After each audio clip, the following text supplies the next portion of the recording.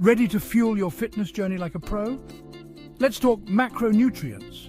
Macronutrients, protein, carbs, and fats are the building blocks of your diet. Protein helps repair muscles and boosts your immune system. Carbs? They're your primary energy source and keep your brain sharp. And fats? They build cells and produce hormones. Balance is key.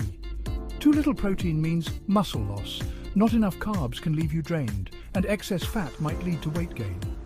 So, what's the right mix? Aim for 0.8 to 1.2 grams of protein per kilogram of body weight, 45% to 65% of your calories from carbs, and 20% to 35% from fats. Need protein? Think lean meats and tofu, carbs, whole grains and fruits, healthy fats, avocado and nut. Ready to fine-tune your diet? Adjust your macros based on your goals, whether it's weight loss or muscle gain. Remember, understanding macronutrients can supercharge your fitness journey. Like, subscribe, and share for more tips. Stay balanced, stay healthy.